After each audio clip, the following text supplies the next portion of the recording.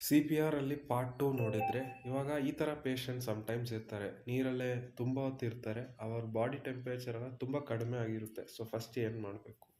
First ಅವ್ರನ್ನ ನೀರಿಂದ ಹೊರಗಡೆ ತೆಗೀರಿ. ಇಲ್ಲಾಂದರೆ ಅವ್ರ ಬಾಡಿ ಟೆಂಪರೇಚರ್ ಕಡಿಮೆ ಆಗಿ ಹಾರ್ಟು ಸ್ಟಾಪ್ ಆಗಿಬಿಡುತ್ತೆ. ಸೊ ಫಸ್ಟ್ ಸ್ಟೆಪ್ಪು ನೀರಿಂದ ಪೇಷಂಟ್‌ನ ಹೊರಗಡೆ ತೆಗಿತಿದ್ದೀವಿ.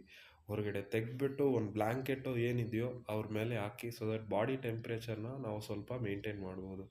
ಪೇಷಂಟ್ ತುಂಬ ಶಿವರಿಂಗಲ್ಲಿ ಇರ್ಬೋದು, ಇಲ್ಲ ಅಥವಾ ಅನ್ಕಾನ್ಷಿಯಸ್ ಆಗಿ ಕೂಡ ಇರ್ಬೋದು. ಅನ್ಕಾನ್ಷಿಯಸ್ ಆಗಿದ್ದಾರೆ ಬಟ್ ಪಲ್ಸ್ ಇದೆ ಅಂದರೆ ಮೆಲ್ಲಗೆ ವೆಯ್ಟ್ ಮಾಡಿ. ಬಾಡಿ ಟೆಂಪ್ರೇಚರ್ನ ವಾಪಸ್ ತಂದರೆ ಕೂಡ ಪೇಷಂಟು ರಿಕವರ್ ಆಗ್ತಾರೆ.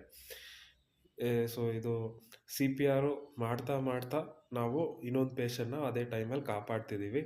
ಬಟ್ಟು ಈಗ ಬಾಡಿ ಟೆಂಪ್ರೇಚರ್ ಕಡಿಮೆ ಏನು ಮಾಡಬೇಕಂತ ನೋಡಿದ್ವಿ. ಇನ್ನೊಂದು, ಈಗ US ಮೆಡಿಕಲ್ ಫೆಸಿಲಿಟಿ ಸ್ವಲ್ಪ ಜಾಸ್ತಿ. ಇಮಿಡಿಯೇಟ್ಲಿ ರೆಸ್ಕ್ಯೂ ಟೀಮೆಲ್ಲ ಇಮಿಡಿಯೇಟ್ಲಿ ಬರ್ತಾರೆ. ಇಂಡಿಯಾ ಥರ ಸ್ವಲ್ಪ ಲೇಟ್ ಆಗಲ್ಲ.